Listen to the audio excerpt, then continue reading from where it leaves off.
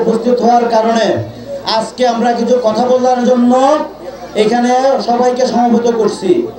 মূলত বিষয় হচ্ছে এই আমাদের এই রাস্তাঘাটের কাজ, উন্নয়নের কাজ করার কারণে রুকনউদ্দিন ডাকাত আমাদের কাছে 50 লক্ষ টাকা চাঁদা দাবি করে। আমরা কেন তাকে 50 লক্ষ টাকা চাঁদা দেব? আমরা আমাদের কাজ করব। দলের নাম ভাঙাইয়া বিভিন্ন সময় বিভিন্ন মানুষ থেকে চিন্তায় রাহাজানি এইখানে বিভিন্ন অপকর্ম করে আসতেছে। আমরা সবাই যদি ঐক্যতা পোষণ করি, এইখানে এইরকম বিভিন্ন ফেসিবাদ কিংবা যারা অকারেজের সাথে লিপ্ত ওদেরকে আমরা সবাই একমত থাকলে এদেরকে আমরা এখানে ঠাঁই দিব না জঙ্গল সলিমপুরে। আপনারা কি সবার সাথে একমত আছেন? এবং মিডিয়া ভাইদের উদ্দেশ্যে কিছু দুটা কথা বলবো। এইখানে অনেক মিডিয়া অপপ্রচার চালায় যে জঙ্গল সলিমপুর পুরোটা খাস।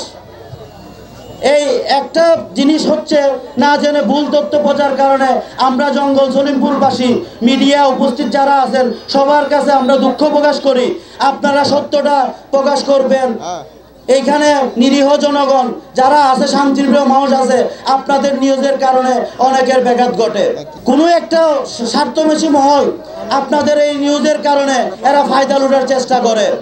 ভবিষ্যতে আশা করব আপনার সঠিক তথ্যটা আপনার মিডিয়ার মাধ্যমে প্রচার করবেন। আর আমরা সবাই জঙ্গল সলিমপুরবাসী যারা আছি সবাই একত্র হয়ে রুকন ডাকাতের মতো মানুষ যেন আর কেউ এইখানে যাতে আর নৈরাজ্য সৃষ্টি করতে না পারে, সবাই আমরা একসাথে আজকে কথা দিলাম যদি রুকন মেম্বারের মতো 24 ঘন্টার ভিতরে তাকে অ্যারেস্ট করা না হয়, আমরা চট্টগ্রাম ঢাকা মহাসড়ক আবার 2022 সালের মতো অবস্থান করব এবং বিলম্বে তাকে আমরা তার বাড়ি ঘেরাও করব। এর জন্য প্রশাসন এই জঙ্গল সলিমপুরবাসীকে কোনো দায়বদ্ধতা করতে পারবে না।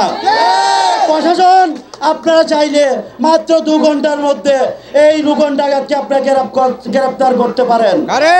তো আমরা চাইবো আপনাদের কাছে আকুল আবেদন, এই ডাকাতকে অতি বিলম্বে অ্যারেস্ট করে জঙ্গল সলিমপুর মানুষকে আপনারা মুক্ত করুন। আমি আমার এই সংক্ষিপ্ত বক্তব্য এখানে শেষ করলাম। আসসালামু আলাইকুম।